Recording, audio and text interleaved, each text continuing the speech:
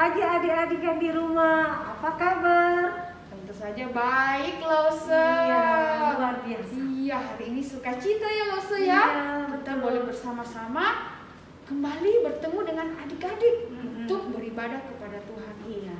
Kita juga mau menyapa Tuhan nih dengan Betul. puji-pujian kita ya. Nah, adik-adik, mari kita siapkan hati kita untuk beribadah kepada Tuhan, untuk memuji Tuhan. Saya undang semua untuk bangkit berdiri. Kita angkat pujian ini. Selamat pagi Tuhan.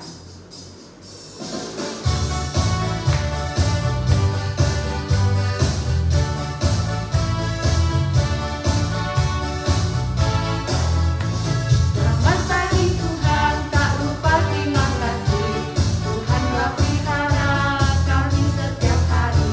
Matahari bersinar, burung bernyanyi, bertambah indahnya. Sekali lagi ya. Selamat pagi Tuhan, tak lupa terima kasih. Tuhan telah pelihara kami setiap hari. Matahari bersinar, burung bernyanyi, bertambah indahnya. Kita berdoa dulu ya adik-adik. Tuhan, terima kasih, kami bersyukur selama seminggu ini Tuhan memelihara kami dan saat ini kami diberikan kesempatan untuk beribadah kembali. Terima kasih Tuhan, biarlah ibadah kami hari ini menyenangkan hati Tuhan. Kami rindu memuji dan mendengarkan firman-Mu. Pimpin kami Tuhan, biarlah hati kami siap untuk mendengarkan firman-Mu dan melakukannya.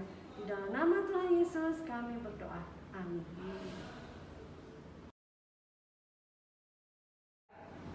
Nah, adik-adik silakan duduk adik-adik. Nah, kita bersyukur Tuhan begitu sayang kepada kita. Iya betul, Lause.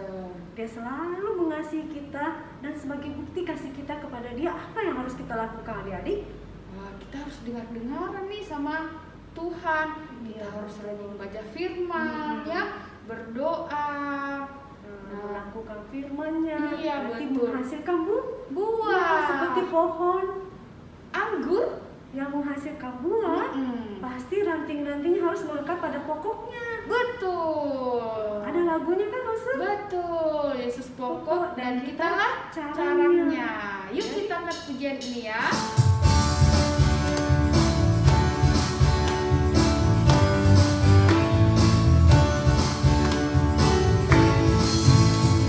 Pokok dan kitalah caranya, tinggallah di dalamnya. Yesus pokok dan kitalah caranya, tinggallah di dalamnya. Yesus pokok dan kitalah caranya, tinggallah di dalamnya. Pastilah kau akan berbuah. Sekali lagi, Yesus pokok. Yesus pokok dan kitalah caranya, tinggallah di dalamnya. Yesus pokok dan kitalah caranya, tinggallah di dalamnya. Yesus pokok dan kitalah caranya, tinggallah di dalamnya. Pastilah kau akan berbuah. Yesus cintaku, ku cinta kau, kau cinta Dia. Yesus cintaku, ku cinta kau, kau cinta Dia. Yesus pokok dan kitalah caranya, tinggallah di dalamnya. Yesus pokok dan kitalah caranya, tinggallah di dalamnya. Yesus pokok dan kitalah caranya, tinggallah di dalamnya. Pastilah kau akan berbuah. Adik-adik, kita akan mendengarkan firman Tuhan, tapi sebelumnya kita akan mendengarkan pujian dari teman kita.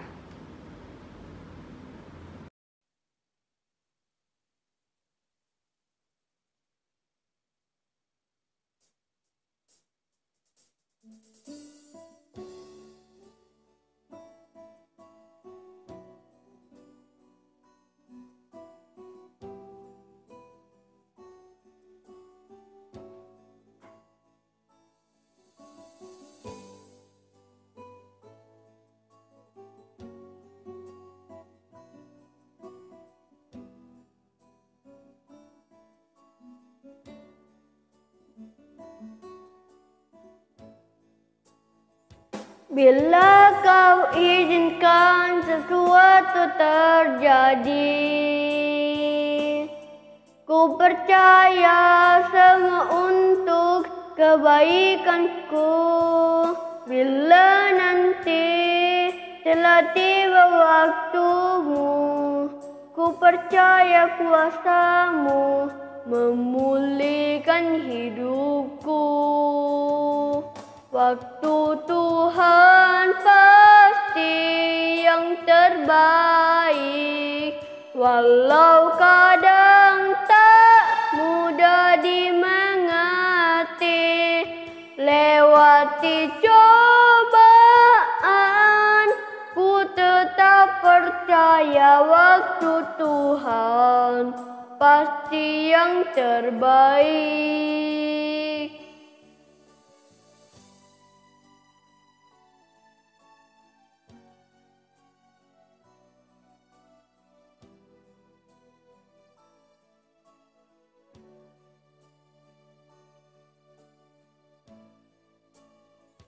Bila kau izinkan sesuatu terjadi,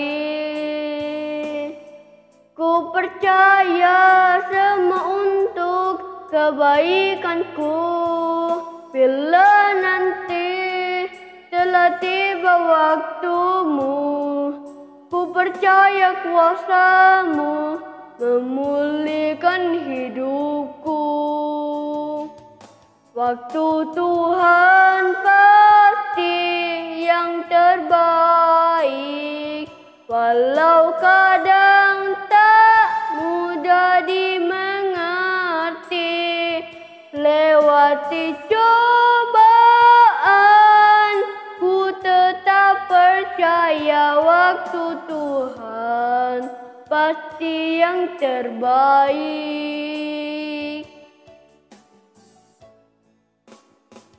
Waktu Tuhan pasti yang terbaik, walau kadang tak mudah dimengerti.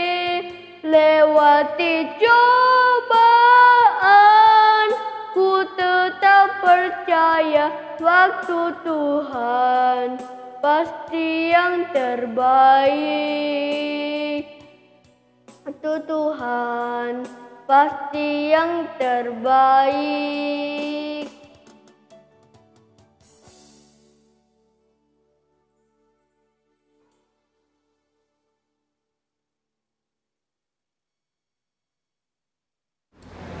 Selamat pagi adik-adik. Nah, kita sudah memuji Tuhan ya. Sekarang kita akan mendengarkan firman Tuhan. Saya harap mari siapkan hati kita untuk mendengarkan firman, dan sebelum kita mendengarkan firman, mari kita satu dalam doa. Ya Tuhan, kami sekarang akan mendengarkan firman-Mu. Tuhan tolong berkati setiap kami, boleh mengerti, memahami firman-Mu, bahkan kami boleh melakukannya dalam kehidupan kami. Berkati juga Lause yang akan menyampaikan firman, biar Tuhan pakai boleh menjadi berkat bagi setiap kami. Di dalam nama Tuhan Yesus kami berdoa. Amin. Nah adik-adik, sudah beberapa minggu ini ya kita belajar bagaimana di dalam perjanjian lama itu Allah menyediakan ya kemah suci, imam, dan sistem memberikan persembahan supaya bangsa Israel bisa datang menyembah dan beribadah kepada Allah ya adik-adik. Nah, tahu tidak sistem atau persembahan korban itu sebenarnya ya ditujukan kepada juru selamat yang akan dijanjikan atau yang akan datang. Jadi beribadah di kemah suci itu tidak selama-lamanya akan dilakukan, tetapi ibadah dalam kemah suci atau persembahan korban yang dilakukan itu semua ditujukan kepada juru selamat yang akan datang, yang akan mengorbankan dirinya bagi setiap orang atau setiap manusia yang berdosa, adik-adik. Nah, hari ini kita akan belajar apakah arti dari pengorbanan Tuhan Yesus bagi seluruh umat manusia. Ya, adik-adik ya. Nah, pada zaman dulu ya, bangsa Israel itu beribadah di kemah suci, ya, atau kemah pertemuan. Nah, di dalam kemah pertemuan itu adik-adik ada perabotan yang penting dalam melakukan ibadah yang sudah ditunjuk oleh Allah. Nah, contohnya apa? Misalnya ada tirai yang memisahkan antara ruang kudus dan ruang maha kudus, adik-adik, yang menutupi ruang bagian dalam ya tempat Allah berdiam, adik-adik. Nah, setiap saat atau setiap waktu imam itu bisa masuk ke dalam ruang kudus, adik-adik ya. Jadi di ruang kudus itu imam senantiasa masuk untuk apa? Mereka harus mengganti roti, 12 roti ya, 12 potong roti. Juga harus memperhatikan kandil, adik-adik ya, supaya kandil ini bisa menyala ya dengan terang, juga membakar ukupan. Jadi itu bisa dilakukan senantiasa ya, mereka bisa masuk ke dalam ruang kudus. Tetapi pasti kalian sudah tahu ya, kalau ruang maha kudus mereka hanya bisa masuk 1 kali 1 tahun. Itu pun di hari pendamaian. Mereka akan membawa darah hewan sebagai korban menghapus dosa ya, bagi dirinya sendiri maupun umat Israel, adik-adik. Nah, itu yang dilakukan pada zaman perjanjian lama, adik-adik. Nah, apakah ibadah di kemah suci itu dilakukan terus-menerus? Tidak, adik-adik ya, tidak dilakukan selama-lamanya. Nah, imam mempersembahkan, jadi bangsa Israel masuk beribadah kepada Tuhan, yaitu mereka harus mempersembahkan korban dan berdoa kepada Tuhan ya dengan perantaraan imam ya, adik-adik, karena mereka tahu bahwa dosa mereka itu sangat besar, seperti tirai yang tebal yang memisahkan antara mereka dengan Allah. Jadi mereka harus ada imam yang sebagai perantara untuk menolong mereka datang ya mempersembahkan korban. Nah, itu pun imam harus mempersembahkan korban mereka terlebih dahulu untuk diri mereka sendiri, barulah mereka membawa korban persembahan umat Israel. Berarti tidak ada yang sempurna, adik-adik. Semua berdosa di hadapan Tuhan. Dan persembahan itu tidak sempurna di hadapan Tuhan. Karena tidak sempurna, maka mereka harus melakukannya terus-menerus dan lagi ya. Dan itu dilakukan dalam jangka waktu yang sangat lama, adik-adik. Nah, sekali lagi loh, saya mau katakan bahwa sebenarnya sistem pengorbanan persembahan korban itu yang dilakukan di kemah suci itu ditujukan atau menunjuk pada akan datangnya juru selamat ya, yang akan menebus dosa ya untuk 1 kali tetapi selama-lamanya, adik-adik. Nah, itu ya maksudnya. Nah, 1000 tahun setelah kemah suci, adik-adik, kemudian Allah mengutus ya Tuhan Yesus ya ke dalam dunia ini sebagai imam besar, adik-adik. Jadi dia adalah Allah yang sempurna, tidak berbuat dosa, yang mengorbankan dirinya ya, yang mati di kayu salib dengan pengorbanannya ya, menebus ya, mencurahkan darahnya bagi setiap kita umat manusia. Dan bagi mereka yang menerima pengorbanan itu, yang menerima dia sebagai Tuhan dan Juru Selamat, maka dosa-dosanya akan diampuni, ya, mereka akan dibenarkan di hadapan Tuhan. Ya adik-adik, jadi kita tidak membutuhkan lagi imam atau bait suci untuk bisa datang kepada Tuhan. Sudah ada Tuhan Yesus yang menjadi imam besar kita. Dia adalah imam yang sempurna. Dia sudah mengorbankan dirinya, dia rela mati di kayu salib untuk menebus dosa-dosa kita adik-adik.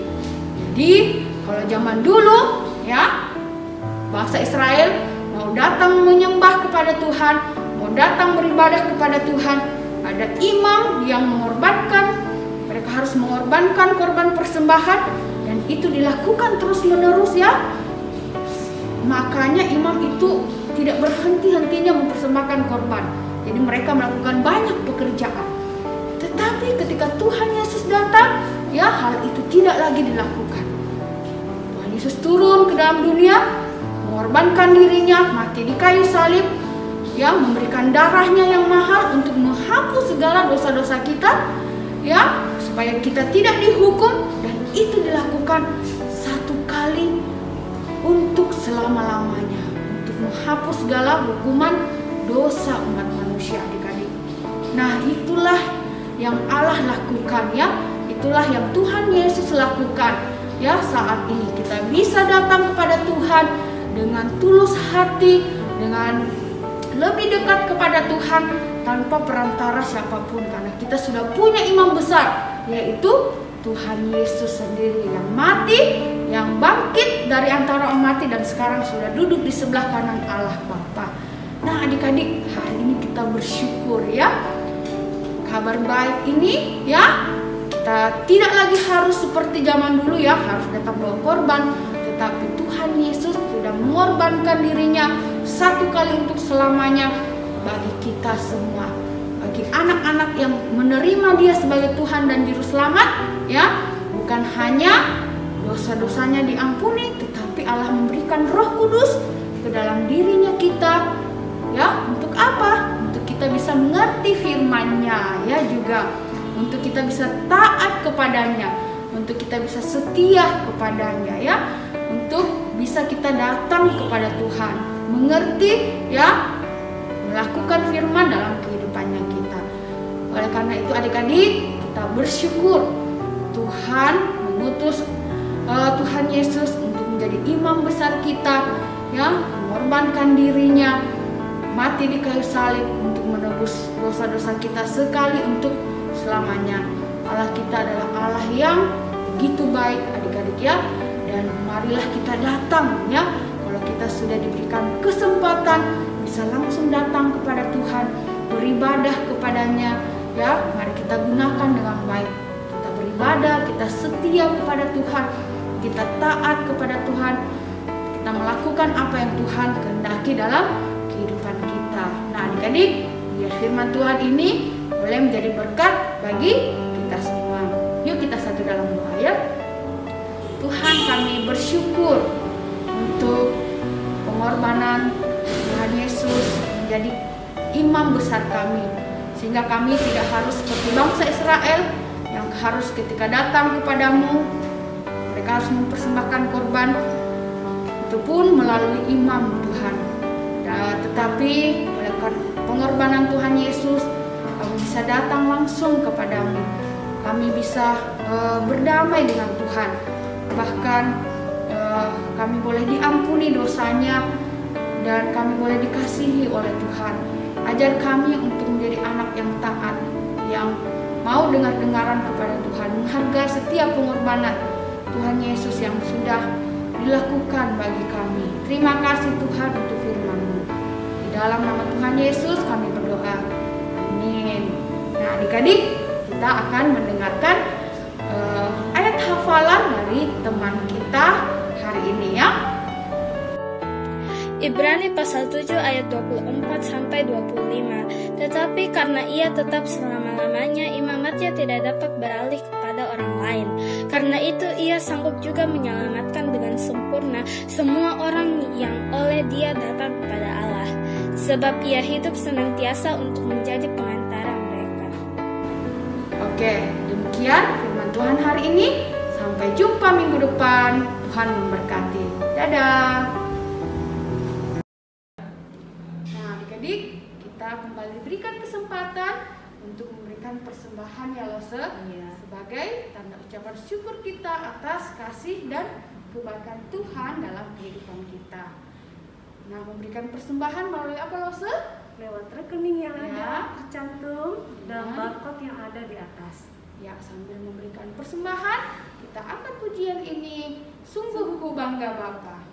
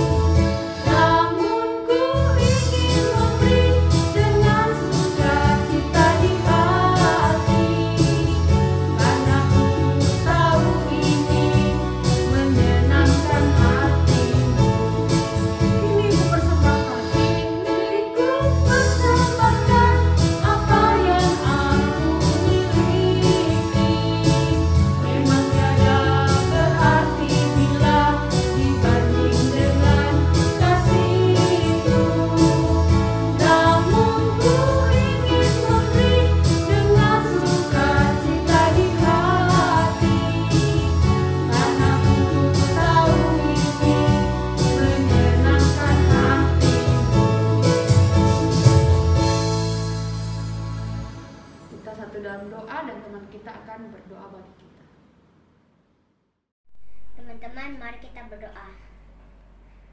Terima kasih Tuhan Yesus untuk waktu-Mu di pagi hari ini. Kami sudah memberikan persembahan kami. Tolong berkatilah persembahan kami untuk kemuliaan kerajaan-Mu. Dalam nama Tuhan Yesus kami sudah berdoa dan mengucap syukur. Amin. Nah, adik-adik, seundang kita semua bangkit berdiri. Kita mau mengakhiri ibadah kita, dan biarlah segala kemuliaan hanya bagi nama Tuhan. Bapa, terima kasih.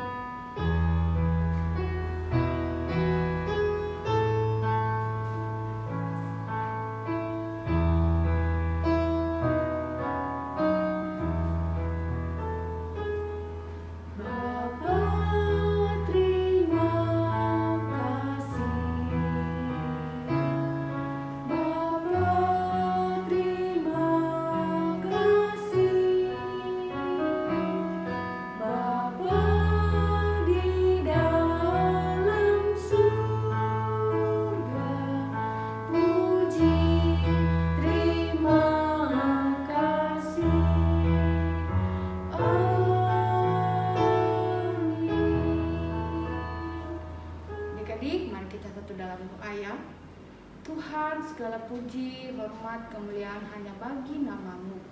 Kami bersyukur, kami boleh beribadah, kami boleh memuji dan memuliakan nama Tuhan.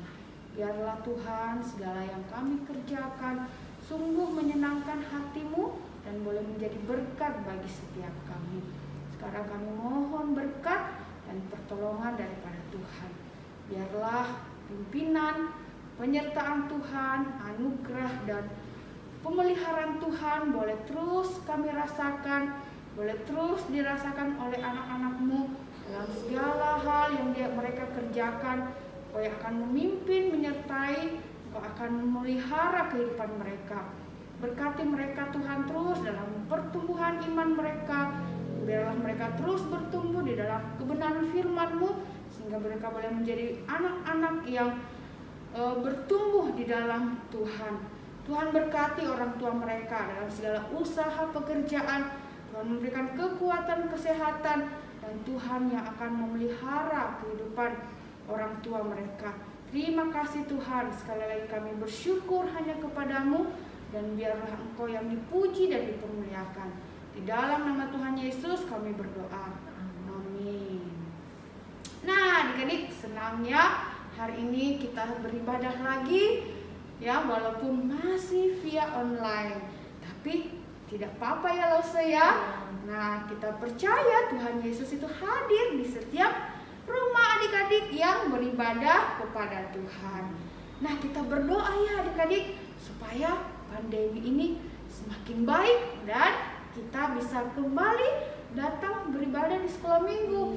Mungkin walaupun masih terbatas ya, tapi kita berdoa ya semuanya boleh berjalan dengan baik. Nah, adik-adik, hari ini Lause mau kasih pengumuman, Lause mau kasih semangat untuk adik-adik yang di rumah tetap menjalankan proyek ketaatan yang diberikan oleh Lause di setiap grup ya. Kalian boleh kirim ya hasil proyek ketaatan kalian di grup masing-masing ya, supaya Lause bisa lihat kalian bisa melakukannya atau tidak.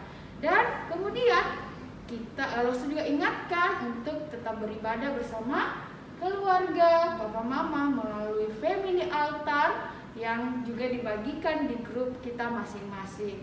Nah, sekali lagi tetap semangat adik-adik ya, tetap sukacita beribadah bersama dengan Tuhan, dan tetap menjaga protokol kesehatan karena kita masih dalam kondisi pandemi ya adik-adik. Oke, demikian warta atau pengumuman Lause hari ini. Terima kasih buat Lause Foni yang sudah melayani, juga adik-adik yang sudah melayani hari ini. Tuhan memberkati. Ya, kita ketemu lagi minggu depan. Sampai jumpa. Dadah.